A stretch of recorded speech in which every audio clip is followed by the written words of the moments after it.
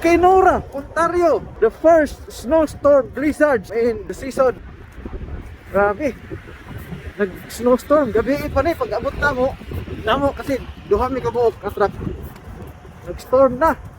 Unya among gipugos nga mo abot ni diri maski purot na among oras kay after diri nag-advise ang among dispatch nga matanggon sa amin diri for like 2 days siguro. Storm. Kalo din nga. Sige ka na lang, itugnaw kayo. Kangil. Bye.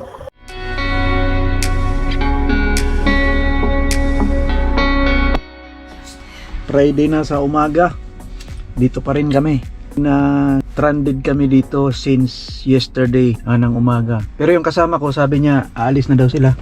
Yung teacher ko. Yan o. Pupunta sila ng Dryden. Ako naman ayaw ko mag-proceed. Kasi close pa ang highways doon sa Highway 502. Yung dadaanan namin papunta ng Wisconsin. Hello? Hello, kuya. Sige lang. Imo kuya. Imo nang. Dili. Happy to ni. Daghan kong pagkaon. Puno akong fridge. Aya? Sige. Dala ni. Balitay lang ko ninyo unya ha. O kumusta ang dalan pa Dryden? Oo. Sige. Ina lang niya tika kung open or not. Pero siya pa man ko na yung mag-drive. Okay. Delikado lagi. Sige. Happy ta dere. Pwede lang ako. Ibili lang sa kaya ni. Ato man sa Walmart doon. Sige. Dagan lang. Dali. Dali. Okay, sige. Ato na mo? Mato mig Dryden.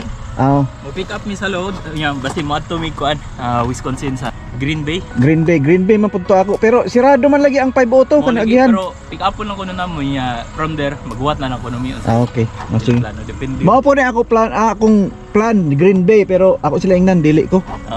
Sige. Ito na. Sige, ayo. Yung instructor namin kasama si Aaron, mag-proceed na sila sa Dryden. Pero ako naman ayaw ko, gamitin ko pa rin yung right to decide ko. Yung instructor namin, kanyan experience, veterano. Tatakot ako, mamaya na ako pag na-clear na yung snow.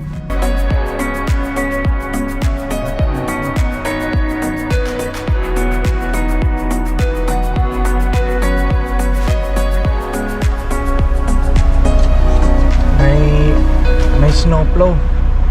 Pinaalis kami para ma-plow yung dito sa side namin pero babalik din kami. Tatlo kami dito yung dalawa nandun na. Yung isa kanina, yung instructor namin na umalis papunta na ng Dryden, bumalik sila kasi sirado ang Highway 17. Sirado pa rin, hindi kasi nasa update sa Ontario 511 na sirado. Nung bumiyahe na sila, sirado daw kaya bumalik dito. Yan dalawa.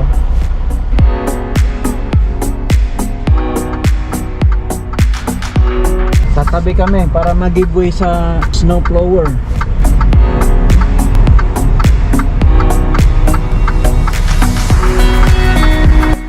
Pina-move kami ng snowblower kasi yung pinaparadahan namin kailangan i-plow. Yun naman ang usapan namin ng manager na pag pinapaalis kami, aalis kami pero babalik kami. Tatlo kaming truck dito.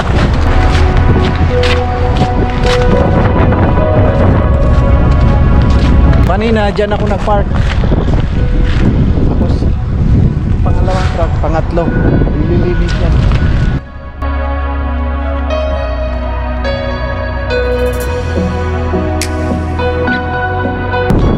Pangalawang araw namin dito. Bukas, ewan lang namin kung kami ay tutuloy na kasi sirado pa rin ang Highway 17.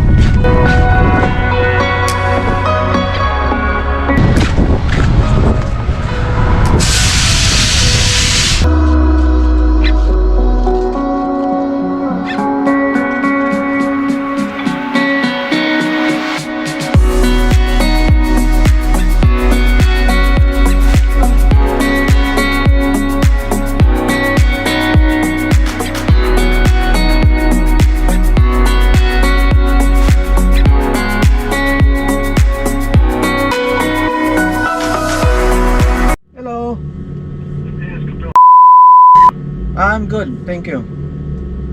Sorry to bother you. Just wanted to see what time were you going to start these moves going to Green Bay? I don't know yet, sir, because the situation here, it's storm. I feel unsafe to drive. It depends on the weather condition. Today for sure, I'm not driving. Okay. Tomorrow, from Dryden to International Falls, that Highway 502 is still closed, both direction. Even if it's open, I feel not safe to drive there because that is a country road. It's a logging highway. I got you. I cannot answer your question about ETA. No, that's fine. I completely understand. No problem. I'll keep them informed. Okay. Thank you very much. Okay, thank you.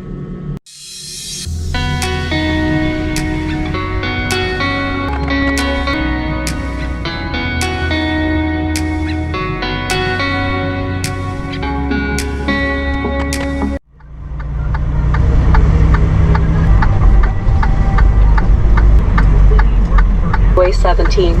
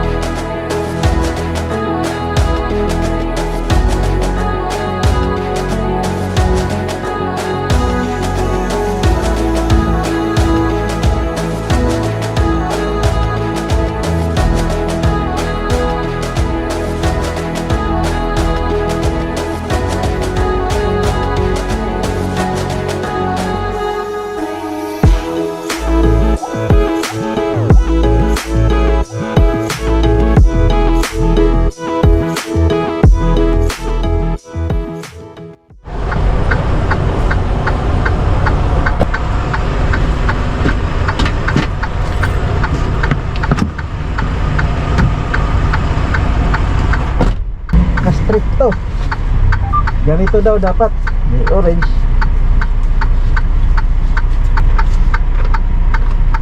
Suotin dapat. Mag-monitor sila sa camera. Trailer number ko 91231.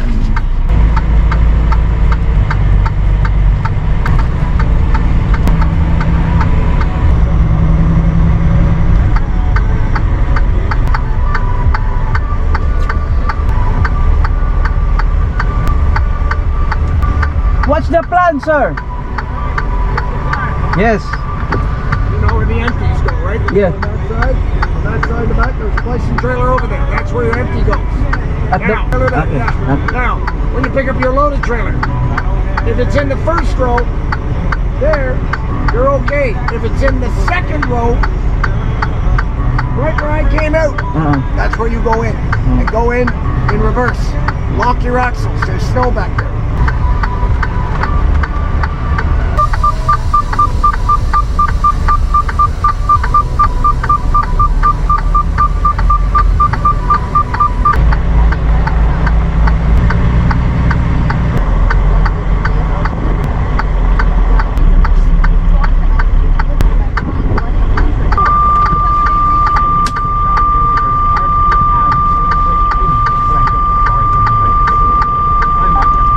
You stuck? Are you? Yeah. Stop.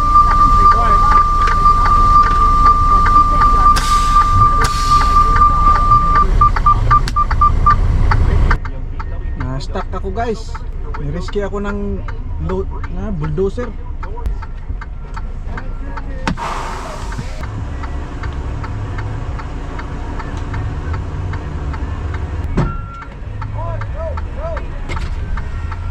Good.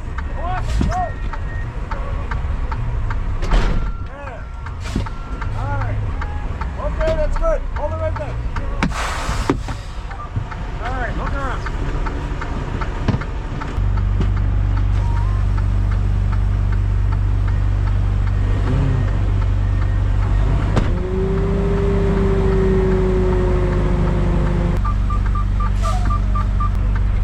You locked?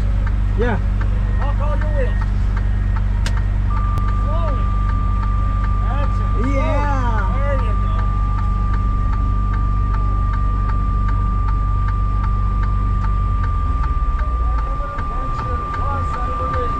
So I'll do it here.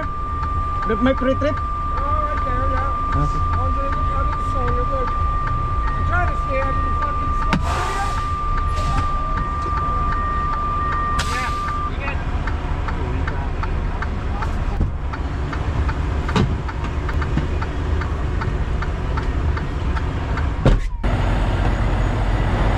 Aran! Larga na mo? Okay, ayos.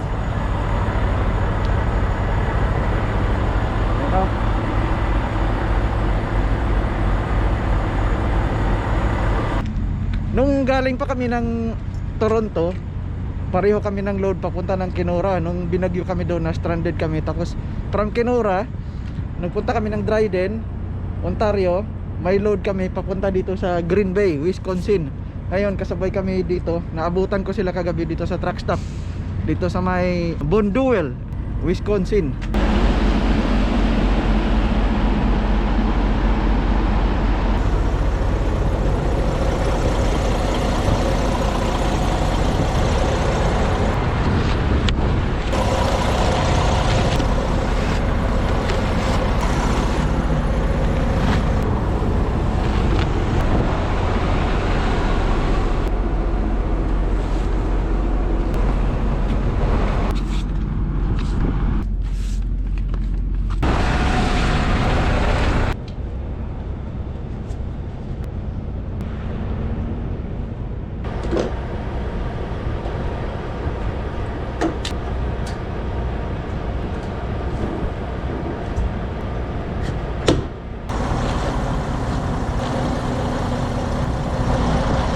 Good morning, happy Sunday sa lahat.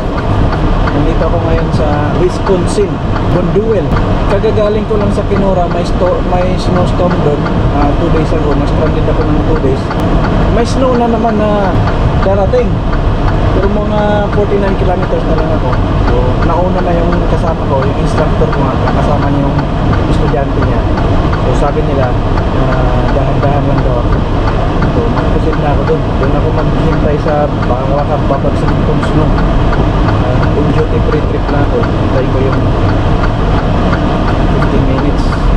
Ang wiper ko ay defective yung sa passenger side. Kaya inote ko dito sa electronic daily inspection report. Inote ko na wiper damage. Minor lang siya kasi nasa passenger side.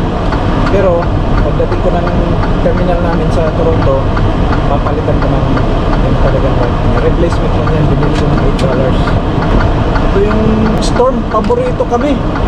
Sinusundan kami palagi. Dahan-dahan lang. Dapat yung defroster natin is gumagana kasi kung hindi gumagana, major defect. So itong schedule 1 namin, hinahanap ko yung sa wiper. So sabi dito, code niya 23, windshield wiper. Wiper blade is damaged, missing, or fails to adequately clear driver's field of vision. So dito ako sa fails to adequately clear driver's field of vision. So pag wipe niya, hindi niyan ma-clear, no? Sa passenger side lang. Pero pag dito na sa driver side, major defect na yan. So 23.2 ang code, minor defect. Pwede ko pang i-drive. Pinalitan ko naman, so na-clear siya pero temporary. Hindi pang truck yan na wiper eh, hindi parang heavy duty. Tapos na ako nag-pre-trip kanina pagising, may mga defects akong nakita. Yung pag-lamp ko sa passenger side, hindi gumagana. Yung mud flaps ko, wala, missing. Kasi nga may nangyari sa akin, may incident. Mga minor defect, ang daming minor defect. Nakabook na ako ng shop appointment pagbalik ko sa home base namin sa terminal para magawa nila lahat.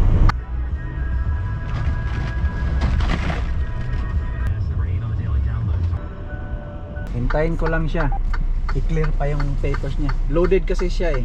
Ako empty. Bukas pa nga yung trailer ko para makita ng guard.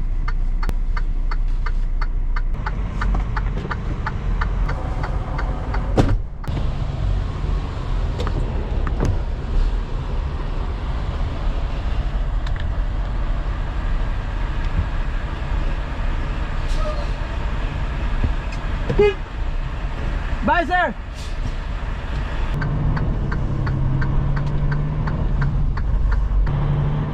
Turn right on Radisson Street. Turn left at the traffic light.